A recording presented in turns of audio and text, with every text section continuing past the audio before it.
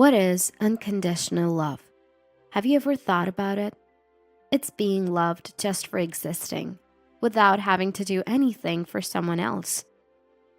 Today, I want to share with you the great turnaround in my life. Abandoned by my biological parents and raised as an adopted child. My name is Shanae, and I am 32 years old. I was born weak and developed asthma at the age of 3, making me a child that requires extra care. My sister, 2 years older than me, is named Violetta. Fair-skinned, with big double eyelids and a straight nose. She had all 3 features of a beautiful face. For my parents, who had always dreamed of having a daughter become a network announcer, Violetta was the perfect child. In contrast with my plain, unremarkable face, I was the disappointment.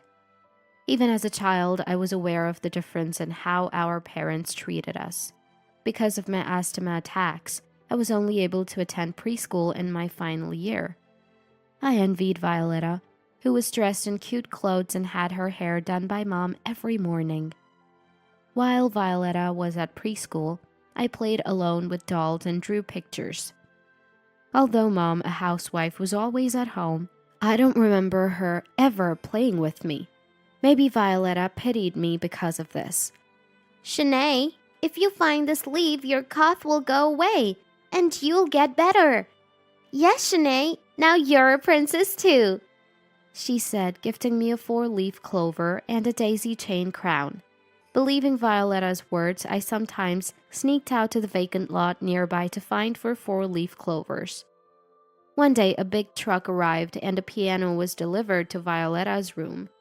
Curious about the piano I was seeing for the first time, I intently watched Violetta play. Do you want to try playing, Shanae? Violetta asked me. Just as I was about to touch the keys.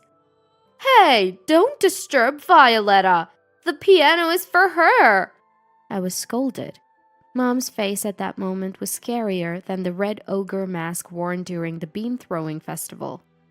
By the time I started elementary school, my sister was busy with many lessons: piano, English, ballet, and swimming. While Mom was preoccupied with Violetta's activities, I was tasked with household chores. Since you're always at home and probably bored, at least help around the house. Hearing this, I started doing chores like cleaning, laundry, and dishwashing. From 3rd grade, I even prepared meals for the family. Even on bitterly cold winter days when my hands would go numb. Use cold water. Hot water costs gas money. I remember blowing warm breath on my frostbitten red hands. That scene is still vivid in my mind. Beautiful and academically gifted, Violetta always scored 100 on her tests. Violetta, great job. Violetta, you're amazing. Seeing Violetta being praised and petted on the head by our parents made me envious. I wanted to be praised too. Mom, look, I got 100 points too, I said with a smile, presenting my test paper. But Mom looked at my face and said, Shanae, stop that unpleasant smile. You'll never match up to Violetta. What? I was shocked. Not only did I not get praised for scoring 100, but I was also scolded for my smile compared to Violetta. After that day, I stopped showing my test papers and forced smiles. Then, 2 months before my elementary school graduation, on February 5th, a day I'll never forget. Violetta was away at a ski camp, not home. Shanae, we're going to a restaurant today, Dad suddenly announced. I was surprised because they had never taken me out for a meal before. More curious than happy, I went to the restaurant where my grandparents were waiting. What's going on? Shanae, eat whatever you like today, Mom said kindly. I'll have the kids' menu then, I said modestly. The kids' menu? Is that all you want? My parents asked, looking puzzled. Don't hold back. Order something more expensive, they encouraged. Still, the kids' menu, something I had always longed for, tasted delicious, and my parents were kind.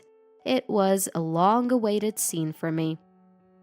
Then suddenly Dad said seriously, Shanae, Violetta will be attending a school in the city starting next month, so Mom and Dad will go with her.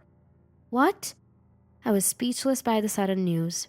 Then Mom added, "We really want to take you too, but with your asthma. And a nurse will take care of you. Uncle Percy and Aunt Jocelyn don't have children, and they want to take you in as their child, raised by your grandparents. Percy owns many companies, so you'll have a comfortable life. It's a good thing for you, Shanae." I was stunned. Aunt Jocelyn spoke to me gently, seeing me silent. "Shanae, do you mind living with your grandparents?" I couldn't find the words. It wasn't that I disliked Percy and Jocelyn. The aunt couple always cared for me, frail as I was. They were always kind and took care of me whenever my parents and Violetta were away. They cared about me more than my own parents. As I struggled to answer, Mom said, "Shanae, you love the piano, right? I know you've been learning from Jocelyn recently, so we'll leave the piano for you. Become Jocelyn's child." After hearing Mom say that, I couldn't refuse. I wasn't being abandoned. I was becoming Jocelyn's child for a better life. I nodded slightly. After being taken in by the aunt couple, I lived a comfortable life. Just as Mom said, "Maybe you should take piano lessons seriously," Jocelyn suggested, and I started attending piano classes. From healthy eating to building physical strength, the aunt couple supported me, and by the time I graduated middle school, my asthma attacks had subsided, allowing me to lead a normal life. When I got accepted into one of California's top prep schools, they were overjoyed, tears streaming down their faces. I never stopped thinking about my parents and Violetta, but I convinced myself that making the aunt couple happy was my happiness. I had planned to get a job after high school, but Jocelyn said, "You've been too good all this time. Be selfish for once," and encouraged me to go to music school. In college, living alone, they called every day, worried about me, and occasionally visited. Then, one day in my senior year of college, "Shanae, how have you been?" The voice I heard after 10 years was Violetta's. "What? Violetta?" I should have been overjoyed, but all I could muster was, "Yeah, Violetta, how have you been?" A simple phrase, but it showed how much the 10-year gap meant to me. She had called after getting my number from Jocelyn. "I heard you won a competition. Congratulations!" Violetta said, referring to a piano competition I had participated in. "Yeah, thanks, but it wasn't such a big event to brag about." The competition wasn't covered on national TV or newspapers, but it made the front page of the local paper. "That's not true. You were #1 in the whole country. No matter the competition, being the best in America is a big deal," Violetta encouraged.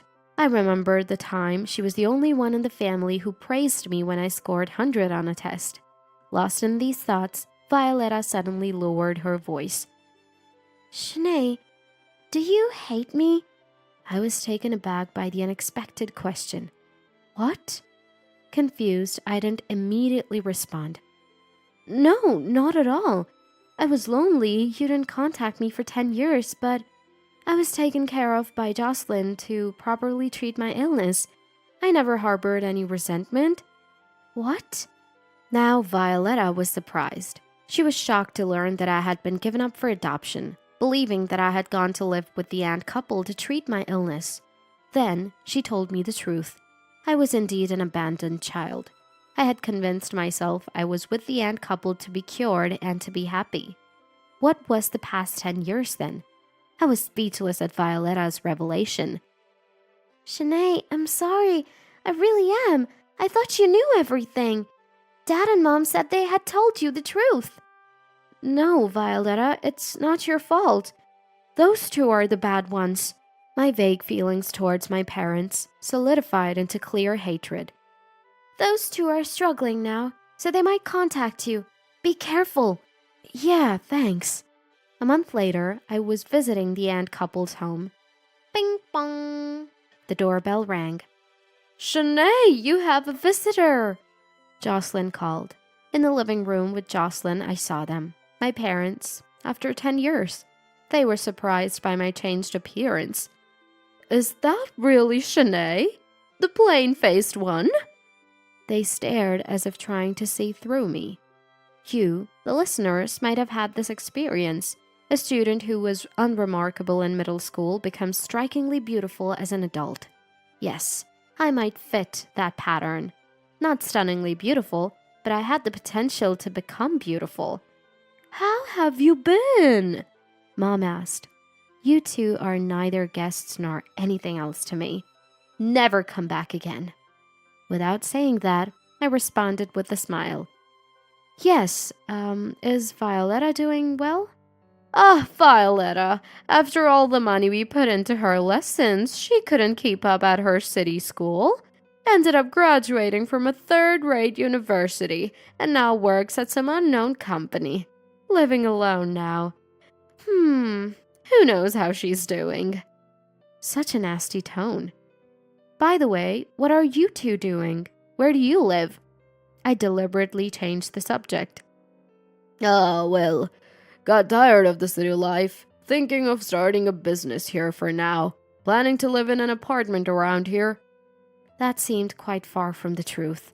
According to Violetta, Dad quit his job 10 years ago, joined another company through an acquaintance, but that company went bankrupt, and he reluctantly came back home just a month ago. How about we go out for a family dinner for old time's sake? I'll treat you to anything you like. Really? Who's saying that? That sounds nice. Why don't the three of us go? Jocelyn suggested kindly. Then I'd like to have king crab. I made my request, and the three of us went to the restaurant I chose. Order whatever you like. 2 or 3 king crabs. No, eat as much as you want. Don't hold back. I remembered being told the same thing 10 years ago. Then I'll have one of these king crabs, please. Sure, right away. Sorry. Could you also prepare 2 more for takeout? Of course, no problem. Dad squinted at the small print on the menu through his reading glasses. What? He exclaimed. He had just ordered 3 servings of the most expensive item, king crab, at $85 each. Isn't that a bit excessive? I said, not really meaning it. No, it's fine. Who are the other 2 servings for? For Percy and Jocelyn, of course. It wouldn't be fair for me to be the only one enjoying it. And Dad, you said 2 or 3 king crabs, so I took you up on that offer. Yes, of course. Dad laughed it off and whispered to Mom while checking his wallet. Well, I'm not that hungry. I'll have the mini size. Dad will have the same. They ordered the cheapest item on the menu, the $28 mini size. By the way, there's something important I need to tell you. Mom started the main conversation.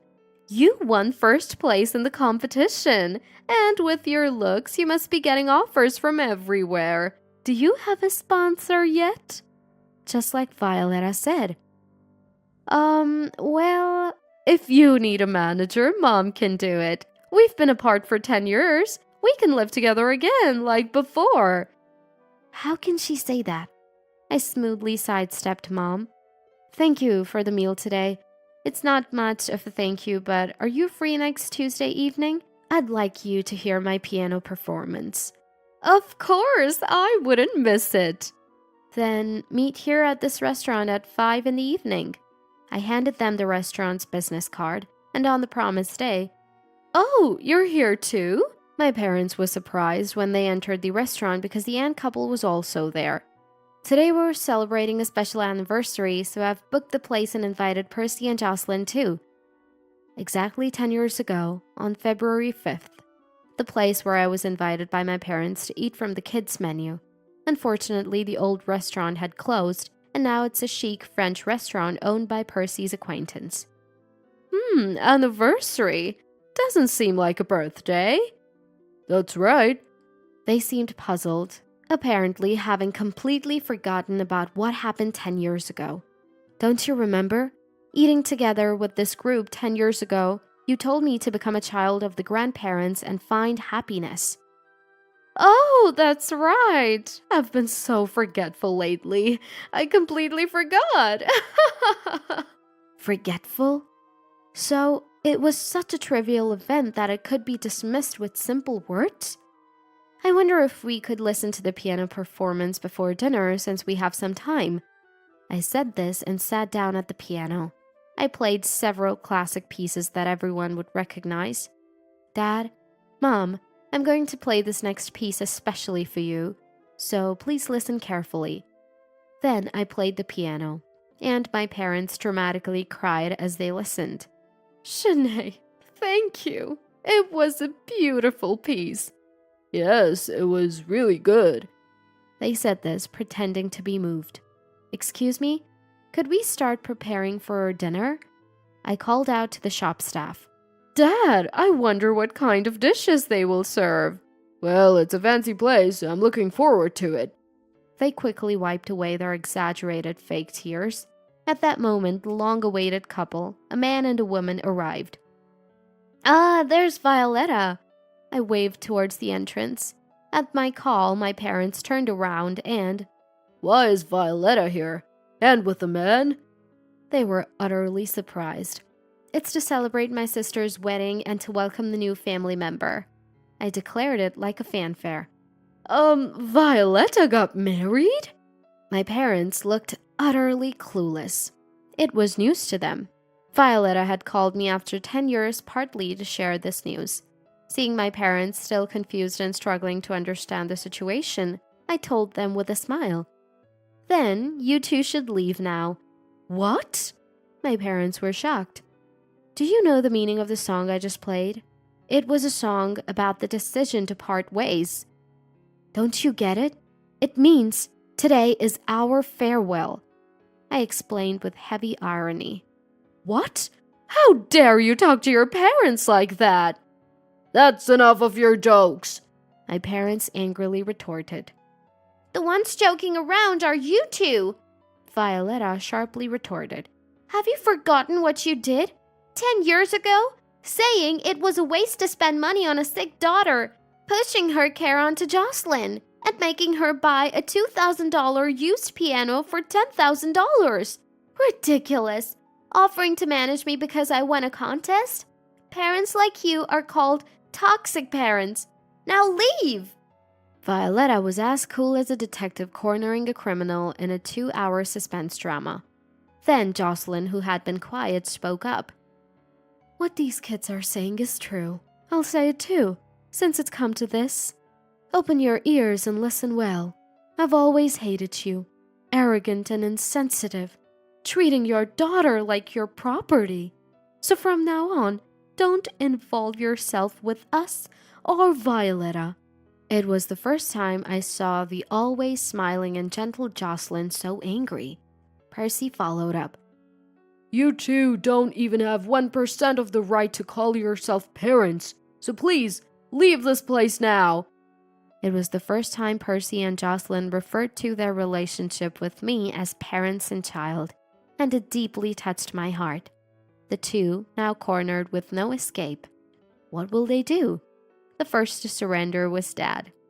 I'm sorry. So sorry, it's Dad's fault. Forgive me.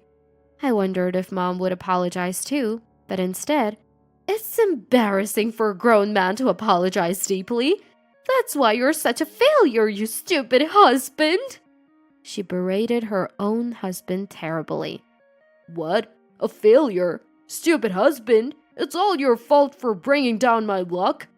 What? Bringing down your luck? The two of them started arguing, exchanging harsh words. Is it alright if we start serving dinner? Should we call the police? The shop staff intervened between the glaring couple. Police? We don't need the police. That was the only line they seemed to agree on. Without saying anything more, they hastily left the scene. That was quite an entertaining little drama. We should be more careful not to end up like that, Violetta and Lauren said in unison, smiling. So, how about a toast to celebrate this new beginning? We all cheered triumphantly. What happened to those parents afterward? They had always blamed their daughter's failings for their unhappiness, but eventually realized that the root of all the evil was their own marriage, leading to a divorce. Dad ended up sweating it out at day labor while living a rough life alone, and Mom, unable to find a place to stay, worked as a waitress's helper in a hotel. As for us, who toasted to the new beginning, our stories continued. Violetta, thank you for always watching over me from afar, and congratulations on your marriage once again. I dedicated a wedding song to Violetta. And then, Dad, Mom, thank you for raising me with so much love. I look forward to your continued support. Please listen to this song, filled with my gratitude for you both. The feeling of thanks I had always wanted to express but couldn't. Finally able to call them Dad and Mom. Shanae, we should be the ones thanking you. Yes, we truly are grateful that you became our daughter. The day, February 5th, once marked by sad memories, has now become a joyous anniversary for our new family. 6 years have passed since then. I married my high school sweetheart. We were blessed with 2 adorable daughters and now live in a 2-family home with my parents. Some might say I should have dreamed bigger after graduating from music college, but building a happy, smiling family was my biggest dream. Having achieved that dream, I now run a music school at home, teaching children to play the piano. Here, Mommy, I'll give you a 4-leaf clover. Thank you. Just as my parents showered me with unconditional love, I want to give the same to my children.